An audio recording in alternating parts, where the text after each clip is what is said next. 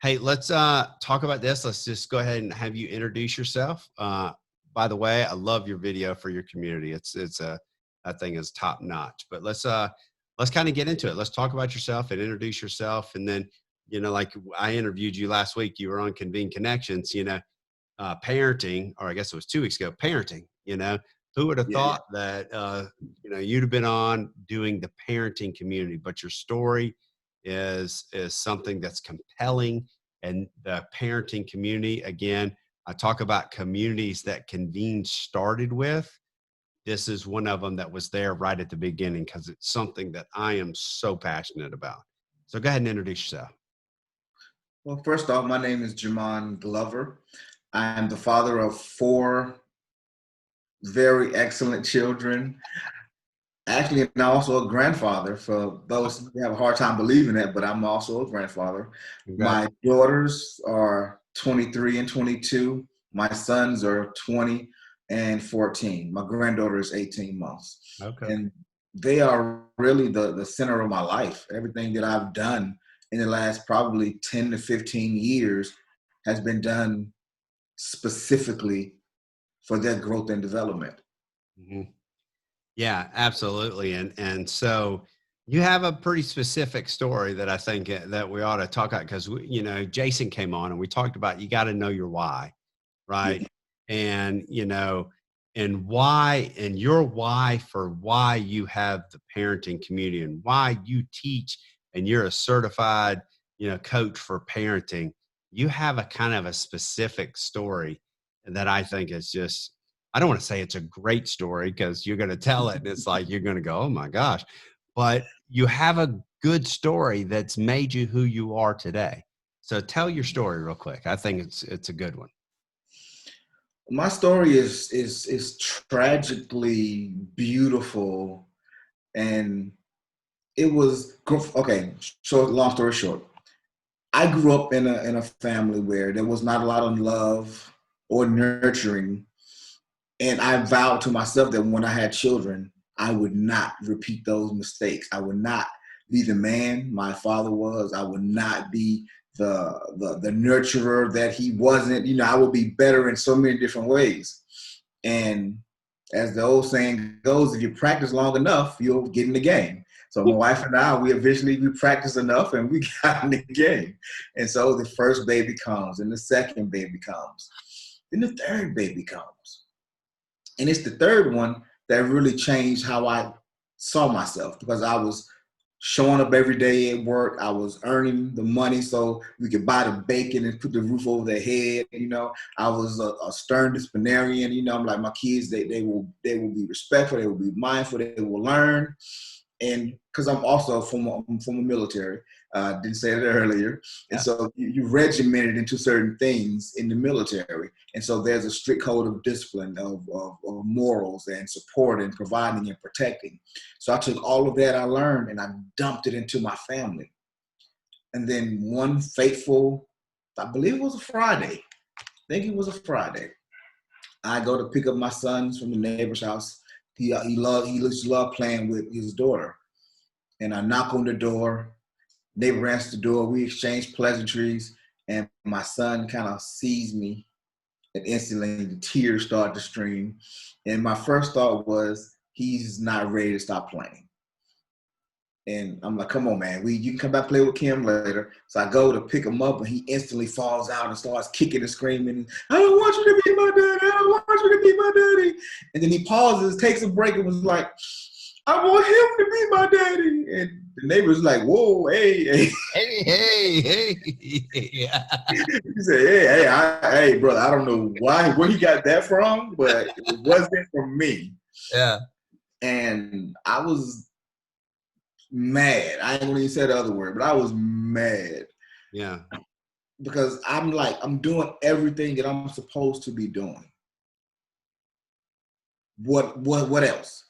And so I tell you, we go home, and I'm just fuming for a while. And then it just really started hitting me that this kid is 4. He hadn't sat down and concocted some master scheme just to hurt my feelings. Yeah. He was telling me his authentic viewpoint. And in his mind, his life sucked. Yeah. exactly. And so it's like I worked so hard to not be my father that I became my dad through another route. Yeah. And it was like mind blown. It's like, how did I end up here? I don't want to be here. And so I went through a journey of really understanding I don't know what I don't know. Yeah.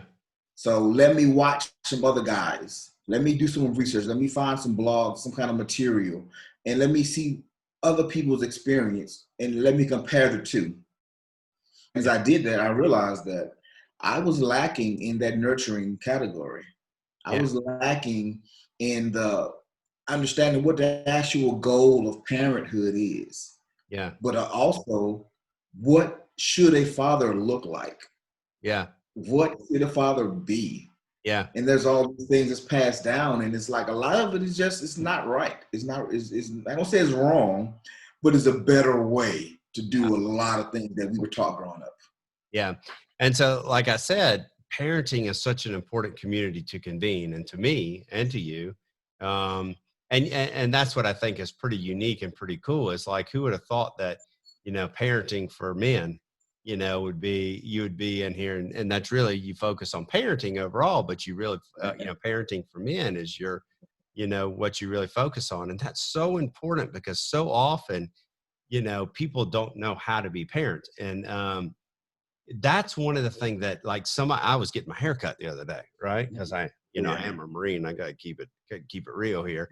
And and so I was getting it, and this young lady who's getting ready to get married, she goes, "Well, what has been your favorite?" She asked me this question. She said, "What?" And it's the same thing you and I got asked during the podcast. What has been your Yeah, favorite thing about being married and having kids? You know, and it's that relationship that I have with my kids. Braden being 23, Megan being 20, Lainey being 16, and I have that relationship with my kids. But I see so many men and women that don't have that relationship with their kids, and I hurt for them, you yeah, know? I do, I hurt for them because it's so important to me, to be able to be able to do that and to communicate and be there for them. yeah. It makes a huge difference. And I realized one of the things now, I have a great relationship with each one of my children. Yeah, And it's a unique individual. We have our own language within that whole relationship. And I would have never had that if I had stayed the path that I was on. yeah, yeah, Me and my father, we have a much better relationship today than we had growing up, than when I was growing up. yeah, And I think primarily is because I understood some new information and I was able to go rebuild that relationship because he was stuck in his ways. I'm the eighth of my dad's 10 children. And yeah. I think we have the best relationship out Well, of all the kids that he has. yeah, that's really cool. Yeah. Yeah, that's really cool. So Convene communities, like, so so glad you're a part of the Convene parenting community and you took over it and all that. But your video that you did, I mean, said it perfect. What is the purpose, or what do you see as a purpose of the Convene parenting community? If I were starting my journey all over again, I would have loved to have a platform like Convene because what I had to do was go and find experiences, find people that either I saw in the community, people that I looked up to, and kind of watch what they did. And I was too embarrassed to even ask, because I didn't want to seem like I was not a good dad, even though I wasn't. By the letter of the law, I did enough, Yeah. but it wasn't enough to where I was building a quality relationship with my children. Hmm. And so Convene has taken all that legwork that I used to have, that we would have to do once upon a time, and has brought it together on a platform to where now we can share experiences among each other Yeah. and build on each other's successes, failures, and just kind of dissect the parenting journey, the parenting struggle Hmm. as a community. Yeah. I think that's so important because when I talk to a lot of people about parenting, right? Some of the topics, and I think some people will relate to this that are listening. Like some of the topics in parenting are as simple as social media. How do I handle social media? Right? Yeah, Because you think, when your kids were, coming up, social media was introduced. We didn't know how to handle it. Right? We had to figure it out on the fly. And then it yeah, started with Facebook, and then you get this thing, Twitter, and then you get Instagram, you yeah. know, and then you get a situation where a lot of people will see the pitfalls of social media. And, Oh oh, yeah, I'm going to keep my kid, I'm going to not get my kid a cell phone and keep my yeah, kid away from a cell phone, and they're not going to be allowed to get on social media. And then I'm giving you a real story from a parent here. And then they have a kid who's a freshman in high school, and they're the only kid without a phone and without social media. So what yeah. does that lead to? That leads to them getting bullied. So you get the opposite thing. So you have to so the reason why I'm just using that as one example is there's a balance you have to learn to strike. And what a better way than to learn from people who've had to learn how to go through that and navigate those waters. 1,000% correct. We are the first generation of parents who's had to parent through social media. Yeah. And if you're just starting out, or you somewhere in the middle where you're trying to decide whether to let them have a phone or not let them have a phone, it can be a little tricky depending on the environment, the household, and the amount of accountability that surrounds the family unit in a whole. Yeah. Yeah. But everything, and I've had to deal with questions of bullies. Yeah. I've had to deal with a child that losing virginity. I'm Yeah. having to deal with other people's sons calling me and asking for my permission to marry my daughters. Yeah. I mean, it's so many things along the way to just get Drugs, along with mom. Drugs, yes, alcohol. yes, drinking alcohol, yes, Yeah. And so here's one of the things that and this is again going back to my haircut the other day. Like, and this is one of the things. Again, I focus on parenting. I'm with you. I'm right here with you. I think again, not to go too far off on a subject, but this is how important this topic is. We often want to keep our kids in a bubble. When you yes, have young kids, you want to protect them because you go, and this is it, man. You look in the mirror and you're like, okay, I know what we did back in the day. Yeah, I know how we used to run back in the day. yeah, And so you're like, I'm going to protect my kids from that. So I'm going to keep them in this bubble. And it starts yeah, when they're little. It starts when they're 2 and 3. And I'm not going to let them fall off the swing set. Well, guess what? Maybe they need to fall off the swing set. So, but you want to yeah, keep them in this bubble, but that bubble goes all the way through their 30 years old, And yep. so, yeah, you got to strike the balance, right? That's it. That Yeah. is it. So, what are some things you want to see in your community? How do you think we can grow this parenting community? What I would like to have in the community is two groups. A general like parenting basics group for issues where whether you have toddlers, whether you have the ones that's right above toddlers. And I want to talk about things that really matter short term and long term, like discipline. Yeah. One of the big hangups that we have is how should you discipline your child? And some of the biggest arguments I've had in some of my classes, well, and it says, well, the Bible says, spare the rod, spoil the child. So, but what does that really mean? Yeah. Yeah. But just not just discipline, but also if you have a toddler, why is my toddler whining so much? Why they won't share? I mean, I want to have a basic. This is why. This Yeah. is what they need. This is their language. This is how to reach them.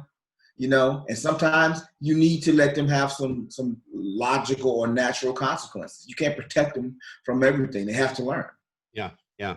But then also on the second part, I want a fatherhood component because as men, we have slightly different needs or jobs, I should say, than the mom does. And Yeah. a lot of fathers don't really understand exactly what that's supposed to look like because nobody really gives us a manual when our kids are born. It says, this model, this is what you're going to need. This is the hangups you might have, go Yeah. have fun. We just get it and we learn along the way. So I Yeah. think the fatherhood component, along with a basic parenting component, I think it will serve this community very well. Yeah, and I encourage everybody. Shayna just said, "Oh, I need this." Eugene says, "That's me every day." I think that this community is really one where everybody who's a parent needs to go in and interact in the discussion boards, interact, write experiences. If Yeah. you don't have to, again, I said this earlier, you don't have to go in and create a group. No. If you have something that you're going through, go in and create a experience. Go in and connect with Jamon. He teaches this stuff. He's certified in teaching this. Go in and connect and write an experience, write a discussion board. Let's engage in these conversations. This is a very interactive community that I think could really be a beneficial to the majority of people who are coming in to convene, because there's a lot of people who are parents, not everybody, but the majority of people. Yeah. I think that that's good. Uh, Yeah, I she, agree. she said, "I love my Benji boy, but honey." Oh, we love Benji. We love him, man. We love Benjamin. He's full speed ahead. So yeah, I agree with you 100%, Jamon. I think it's a special community that we can really grow.